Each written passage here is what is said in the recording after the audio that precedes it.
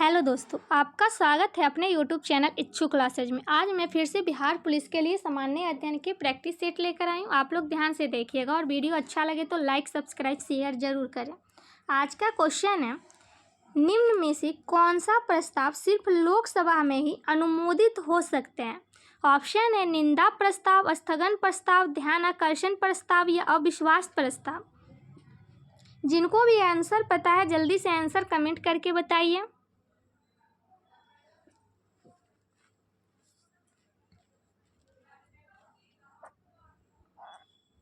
प्रस्ताव किसको कहते हैं? पहले तो ये जानेंगे प्रस्ताव किसको कहते हैं। संसदीय प्रक्रिया में सदन के सम्मुख चर्चा के लिए रखी गई किसी औपचारिक विषयों को प्रस्ताव कहा जाता है। तो भारतीय संसद में लाए जाने वाले प्रमुख प्रस्ताव में विशेष अधिकार प्रस्ताव कौन कौन से हैं? निंदा प्रस्ताव, स्थगन प्रस्ताव, ध्यान आकर्षण प्रस्ताव और अविश्वास प्रस्ताव। तो ये सब भारतीय संसद में लाए जाने वाले प्रमुख प्रस्ताव हैं। और अविश्वास, यहाँ पूछ रहा है प्रस्ताव सिर्फ लोकसभा में ही अनुमोदित हो सकता है, वो कौन सा प्रस्ताव है? तो इसका राइट आंसर होगा अविश्वास, ऑप्शन नंबर सी। सी इसका राइट आंसर होगा। जो भी सी बता रहे हैं बिल्कुल राइट आंसर है। प्रस्ताव तो जो इम्पोर्टेंट है ये 4 प्रस्ताव हैं, ये तो सब देखेंगे। ये 4 प्रस्ताव हैं, ये प्रस्ताव है, ध्यान आकर्षण प्रस्ताव है, अविश्वास प्रस्ताव है। तो ये सब क्या है? प्रस्ताव है। जिसमें लोकसभा में ही अनुमोदित हो सकता है वो अविश्वास प्रस्ताव है। और निंदा प्रस्ताव किस में हो सकता है? तो निंदा प्रस्ताव एक मंत्री के पूरे मंत्री परिषद के विरोध, उनकी कुछ नीतियों के विरोध में लाया जा सकता है, तो वो निंदा प्रस्ताव हो गया। स्थगन प्रस्ताव किसी अति महत्वपूर्ण मामले पर चर्चा के लिए सदन की कार्यवाही को स्थगित करने के लिए लाया जा सकता है। किसको? स्थगन प्रस्ताव को। और ध्यान आकर्षण प्रस्ताव द्वारा सदन का कोई सदस्य किसी मंत्री का ध्यान लोक महत्व के किसी मामले पर आकृष्ट करने के लिए लाया जा सकता है, ध्यान आकर्षण। और अविश्वास प्रस्ताव को लोकसभा के लिए।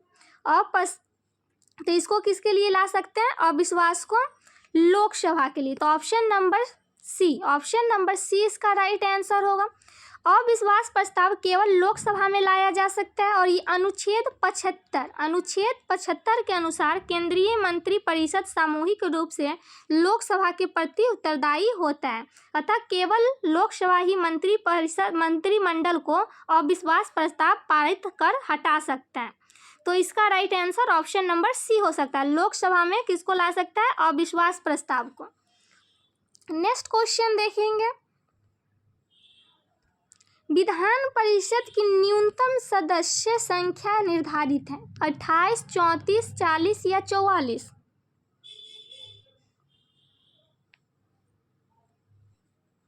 तो भारतीय संविधान अनुच्छेद 169, अनुच्छेद कितना? 169 में किसी राज्य में विधान परिषद की स्थापना व समाप्ति के प्रावधान का उल्लेख है।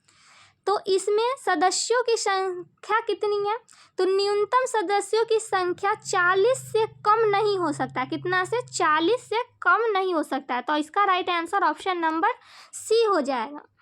किसी राज्य में विधान परिषद के कुल सदस्यों की संख्या उस राज्य की विधानसभा के कुल सदस्यों की संख्या की 1/3 से अधिक नहीं हो सकती है। तो इसका right answer option number C हो जाएगा।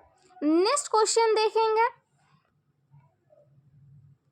यहाँ पे सारा क्वेश्चन हम इम्पोर्टेंट लेकर आए हैं। तो अभी तक जो वीडियो को लाइक नहीं किए हैं जल्दी से कर ले। जो चैनल को सब्सक्राइब नहीं कर रखे हैं वो भी चैनल को सब्सक्राइब कर ले।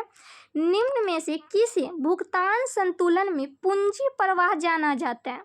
भारतीय वित्तीय परिसंपत्तियों को किसी विदेशी क्रेता को बेचना, एक भारतीय बैंक से किसी विदेशी उधारकर्ता का ऋण, या एक भारतीय क्रेता द्वारा किसी विदेशी वित्तीय परिसंपत्ति को खरीदना, या एक भारतीय नागरिक द्वारा विदेशी बैंक के लिए गए ऋण का भुगतान करना। जल्दी से आप लोग आंसर बताइए। जिनको जो पता है सभी लोग आंसर जरूर कमेंट कीजिए। आप लोग कमेंट करते हैं तो अच्छा लगता है। तो इसका राइट आंसर होगा ऑप्शन नंबर ए, भारतीय वित्तीय परिसंपत्तियों को किसी विदेश क्रेता को बेचना। तो ऑप्शन नंबर ए इसका राइट आंसर है। नेक्स्ट क्वेश्चन देखेंगे,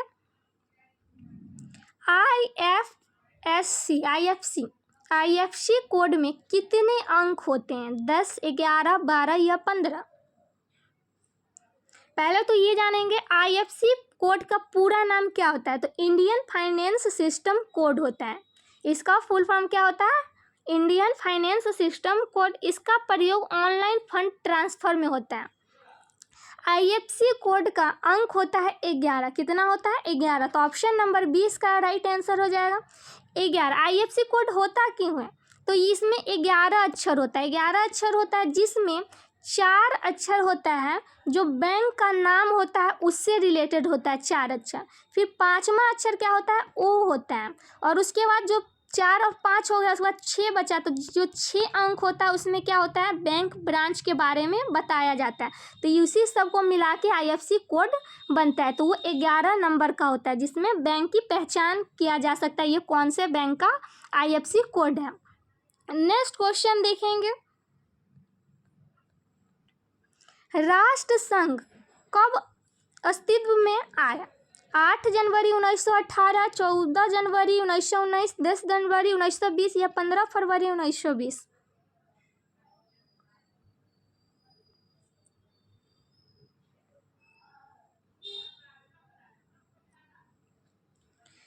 प्रथम विश्व युद्ध 1914 से 1918-19 तक चला था, जो विश्व में शांति स्थापित करने के लिए राष्ट्र संघ नामक प्रथम अंतर सरकारी संगठन की स्थापना 10 जनवरी 1920 को पेरिस शांति सम्मेलन द्वारा की गई थी। कौन से सम्मेलन के द्वारा?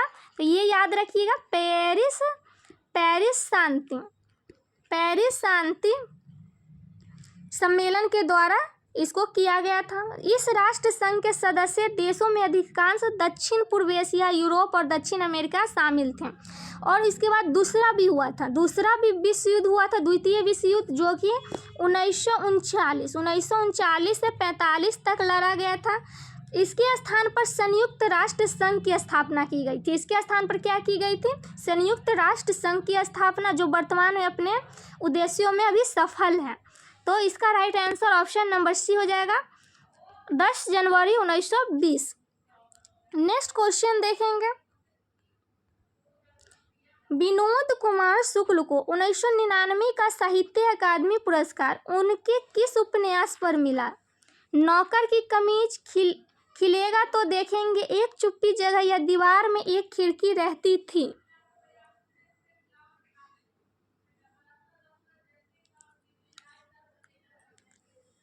विनोद कुमार शुक्ल जो भारतीय कवि और उपन्यासकार रहे, विनोद कुमार शुक्ल को उनके प्रसिद्ध उपन्यास दीवार में एक खिड़की रहती थी इसके लिए मिला हुआ था। कब मिला हुआ था? तो 1999 में दीवार में एक खिड़की रहती है, इसके लिए एक पुरस्कार मिला हुआ था जो साहित्य अकादमी पुरस्कार था। ये कहाँ के रहने वाले थे विनोद कुमार शुक्ल? तो ये छत्तीसगढ़ राज्य के निवासी रहे। इनको प्रथम कविता संग्रह 1971 में लगभग जय हिंद नामक से प्रकाशित हुआ। और यह पुरस्कार साहित्य अकादमी पुरस्कार प्रतिवर्ष राष्ट्रीय साहित्य अकादमी संगठित की 8वीं अनुसूची, कौन सी अनुसूची? 8वीं अनुसूचित में वर्णित 22 भाषा, कितनी भाषा? जो 22 भाषा में प्रकाशित सर्वश्रेष्ठ पुस्तकों के लेखकों को प्रदान किया जाता है, जो प्रतिवर्ष किया जाता है साहित्य अकादमी। तो इसका right answer option number D हो गया। नेक्स्ट क्वेश्चन देखेंगे, आप लोग वीडियो का फ़ायदा लेते हैं, इतना अच्छा क्वेश्चन लेकर आते हैं, लेकिन आप लोग एक लाइक नहीं कर पाते हैं। तो आप लोग लाइक ज़रूर कीजिए, हम आप लोग के लिए इतना मेहनत करते हैं, तो आप लोग एक लाइक करके ज़रूर जाया कीजिए। यहाँ है पवनों एवं उनके प्रवाह क्षेत्र को सुमेलित कीजिए। यहाँ पवन दिया हुआ है, क्षेत्र दिया हुआ है। तो आप लोग जल्दी से पहले आंसर कमेंट कीजिए, फिर हम बताते हैं।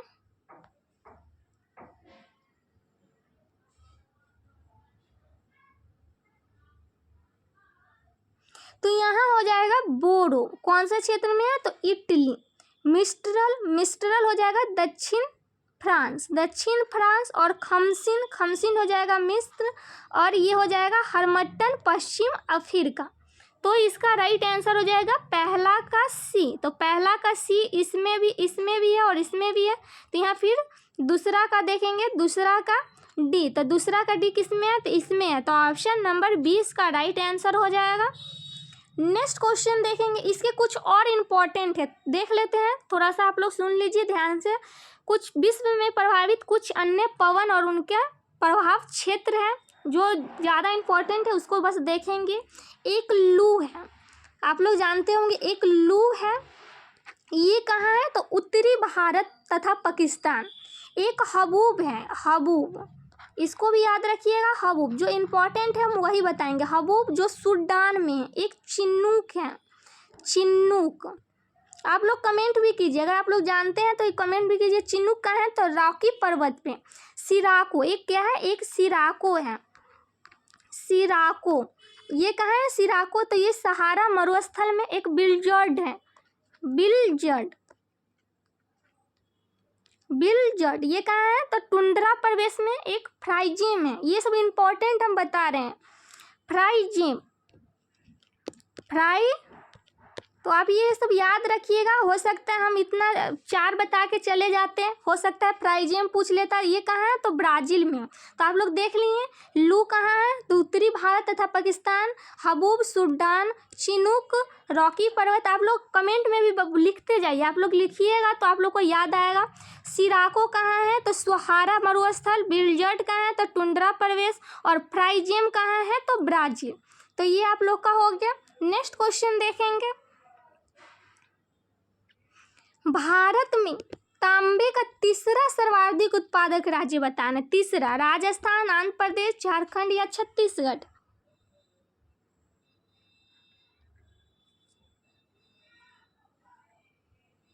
ऑप्शन नंबर सी, जो भी सी बताएं बिल्कुल राइट आंसर है, झारखंड। भारत में तांबे का तीसरा सर्वाधिक उत्पादक राज्य झारखंड है। फिर प्रथम कौन है, द्वितीय कौन है, तो ये भी जान लेते हैं। हो सकता है एग्जाम में प्रथम पूछ ले, द्वितीय पूछ ले। तो तांबा उत्पादन में प्रथम राज्य मध्य प्रदेश है। कौन सा है, मध्य प्रदेश, ये भी याद रखिएगा, मध्य प्रदेश। ये कौन सा हो गया, प्रथम। ये हो गया तृतीय, तीसरा। और द्वितीय कौन सा है, तो द्वितीय स्थान है राजस्थान के, राजस्थान का। द्वितीय हो गया राजस्थान, प्रथम हो गया मध्य प्रदेश और तीसरा हो गया झारखंड। तो यहाँ तीसरा पूछा है, तो ऑप्शन नंबर सी इसका राइट आंसर हो जाएगा। नेक्स्ट क्वेश्चन देखेंगे, 2011 में भारत के निम्नलिखित पूर्वोत्तर राज्यों में से किसमें महिला साक्षरता दर तुलनात्मक रूप से न्यूनतम है। असम, मेघालय, मणिपुर या सिक्किम।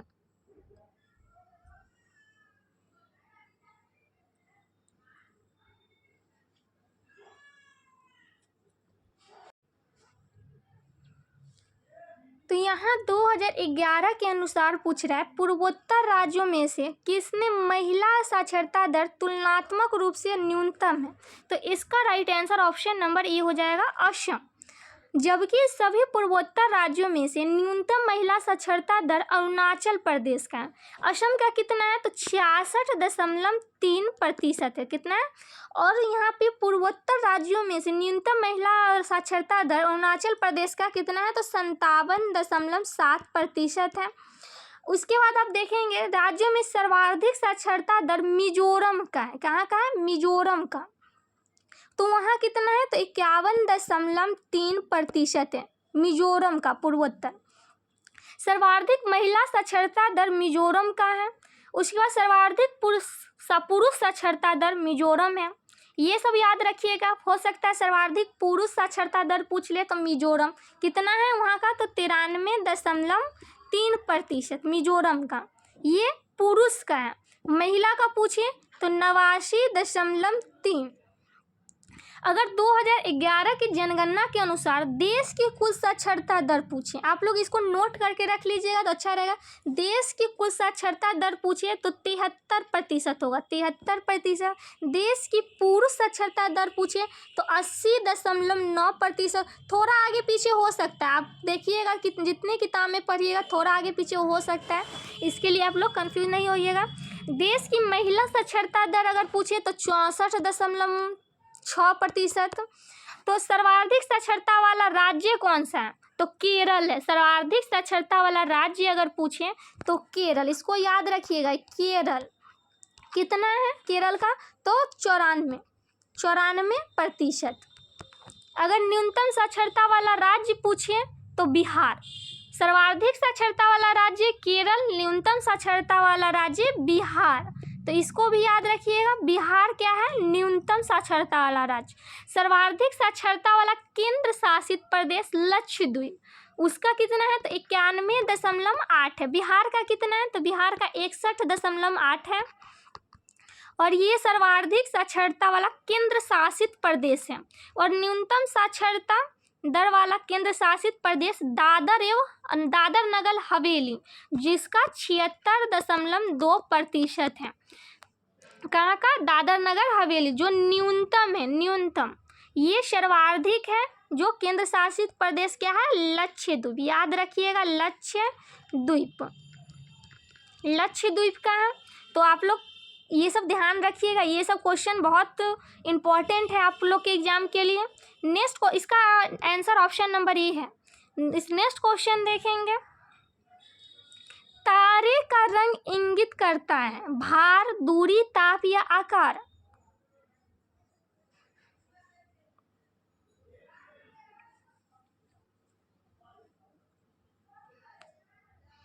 तारे का उपयोग क्यों किया जाता है पता है? तारे के रंग का उपयोग उनकी सापेक्ष आयु जानने के लिए भी किया जाता है। तारों का भिन्न भिन्न रंगों में दिखना उनके उपस्थित तापमान को इंगित करता है। तो इसका राइट आंसर हो जाएगा ताप, ऑप्शन नंबर सी। नीला रंग में दिखने वाले तारे सर्वाधिक तापमान वाले होते हैं। नीला रंग में याद रखिएगा दिखने वाले क्या होते हैं? सर्वाधिक तापमान। लाल रंग के तारे ठंडे होते हैं और गर्म तारे सफ़ेद व नारंगी होते हैं। तारों में ऊर्जा व तापमान नाभिकीय संलयन प्रक्रिया में उत्पन्न होता है। तो इसका right answer option number C हो जाएगा। नेक्स्ट क्वेश्चन देखेंगे, विश्व नगरी शब्द का प्रयोग पहली बार किसने किया था? Carl Ritter, Jean Gottmann, Patrick Geddes या ग्रिफिथ टेलर?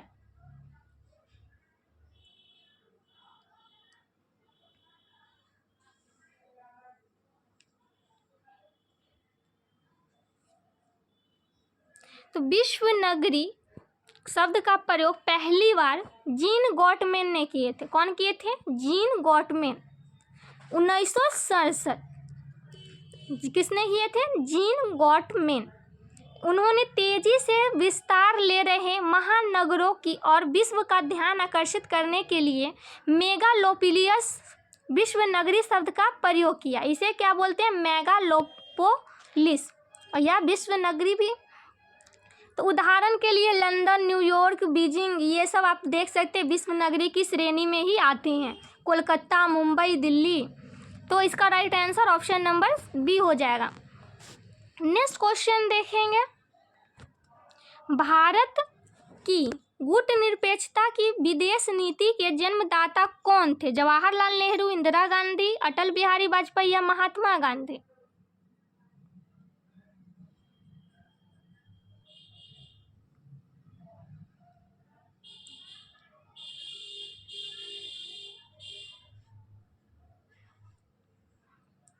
इसका राइट आंसर होगा जवाहरलाल नेहरू। भारत के गुटनिरपेक्षता की विदेश नीति के जन्मदाता कौन थे? तो जवाहरलाल नेहरू थे, ऑप्शन नंबर ए इसका राइट आंसर होगा। नेक्स्ट क्वेश्चन देखेंगे,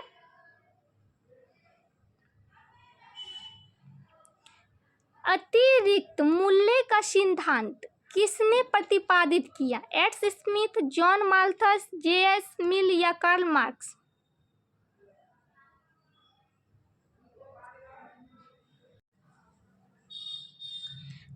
इसका राइट आंसर होगा Karl Marx, option number D. अतिरिक्त मूल्य सिद्धांत का प्रतिपादन कार्ल मार्क्स ने किया था। मूल्य को स्पष्ट करने के लिए मार्क्स ने मूल्य को दो भागों में, दो अर्थों में प्रयोग किया। कौन कौन वो दो अर्थ है? उपयोग मूल्य तथा विनिमय मूल्य।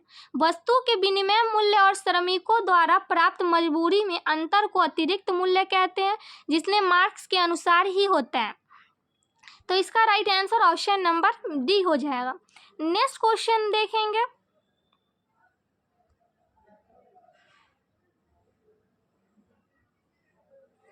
निम्न में से कौन सा कथन एंजाइम के लिए सही नहीं है? लगभग सभी किण्विक प्रोटीन के बने होते हैं। किण्विक में सक्रिय स्थल वह स्थान जहां पर क्रियाकारक जुड़ता है। लगभग सही किण्विक उच्च तापमान पर नष्ट हो जाते हैं। किण्विक सक्रियण ऊर्जा को बढ़ाकर अभिक्रिया की दर को बढ़ा देते हैं। कौन सत्य नहीं है वो बताना है।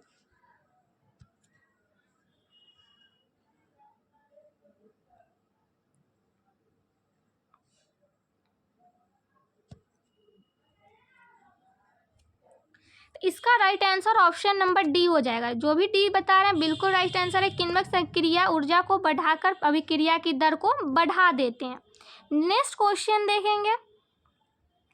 राज्य पुनर्गठन आयोग 1956 की सिफारिशों के बाद बिहार विधानसभा के निर्वाचित सदस्यों की संख्या कितनी थी?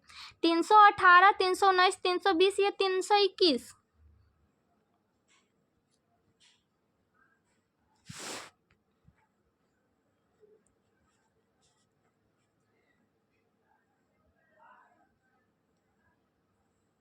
इसका राइट आंसर होगा 318। कितने थे? 318। परिसीमन आयोग की सिफारिशों पर 1977 में इन निर्वाचित सदस्यों की संख्या बढ़ाकर 325 कर दी गई थी।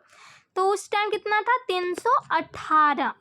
बिहार पुनर्गठन अधिनियम 2000 द्वारा कब 2000 में झारखंड से अलग राज्य बन जाने के बाद बिहार राज्य की विधानसभा में निर्वाचित सदस्यों की संख्या 243 रह गई, जो वर्तमान में भी है। वर्तमान में कितनी है? 243। इनमें से 38 अनुसूचित जाति के लिए, 2 अनुसूचित जनजाति के लिए आरक्षित हैं। तो ऑप्शन नंबर ए इसका राइट आंसर हो जाएगा। कितना? 318। नेक्स्ट क्वेश्चन देखेंगे। वर्तमान में पूछे तो 243। जनगणना 2011 के अनुसार राष्ट्रीय औसत से अधिक जनसंख्या घनत्व वाले राज्यों एवं केंद्र शासित प्रदेश की संख्या कितनी है? 11, 13, 16 या 18?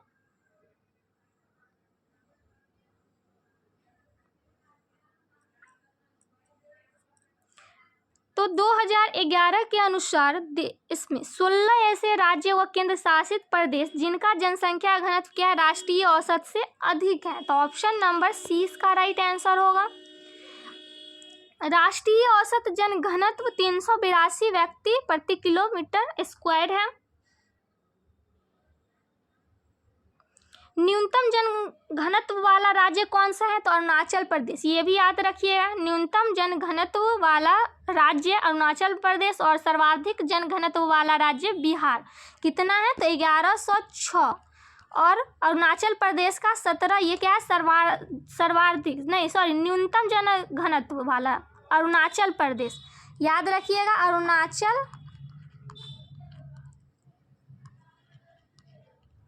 अरुणाचल प्रदेश। यहाँ पे रुके लिख देते हैं अरुणाचल प्रदेश।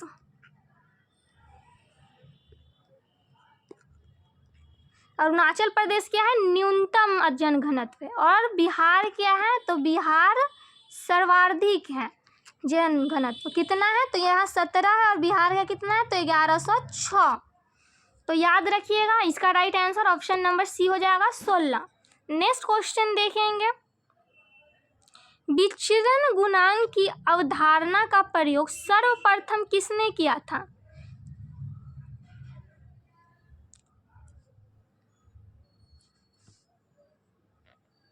तो इसका राइट आंसर होगा कार्ल पियर्सन। ऑप्शन नंबर 20 का राइट आंसर है। नेक्स्ट क्वेश्चन है। बिहार में क्रियान्वित की जा रही अंत्योदय अन्न योजना का उद्देश्य क्या है? गरीबी को निःशुल्क भोजन की व्यवस्था कराना, वृद्धजनों को निःशुल्क भोजन की व्यवस्था करना, या चयनित परिवारों की सस्ता गेहूं और चावल आवंटित करना, या सरकारी हॉस्टल में रहने वाले अनुसूचित जाति और अनुसूचित जनजाति के बच्चों को सस्ता खाना उपलब्ध कराना।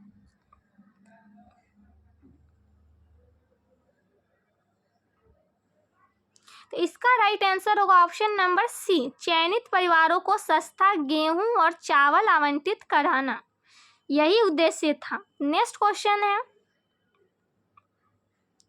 निम्नलिखित में से कौन सा एक युग्म सुमेलित नहीं है? स्थानांतरित कृषि और राज्य, जो सुमेलित नहीं है उसको बताना है।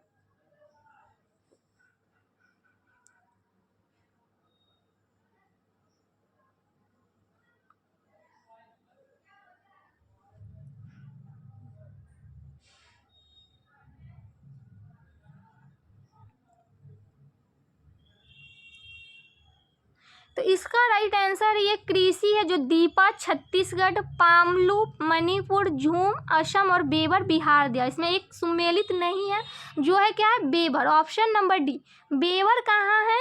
तो ये कृषि मध्य प्रदेश में तथा छत्तीसगढ़ के बस्तर जिले में कुछ संभागों में बेगा जनजाति द्वारा की जाती है। कौन से जनजाति द्वारा? बेगा जनजाति। जो बेगा जन कहाँ है? मध्य प्रदेश में तथा छत्तीसगढ़ में। तो ये बिहार में नहीं है, तो ये ऑप्शन गलत है। तो ये ऑप्शन नंबर डी इसका सही आंसर होगा। नेक्स्ट क्वेश्चन है, आयुर्वेद के महान विद्वान चरक किस शासक के काल में से संबंधित है? अशोक, पुष्यमित्र, शुंग, कनिष्क, चंद्रगुप्त प्रथम।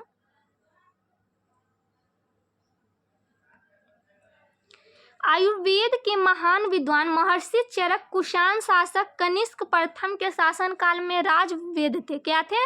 राजवेद। तो ऑप्शन नंबर सी इसका राइट आंसर होगा। किसके समय में?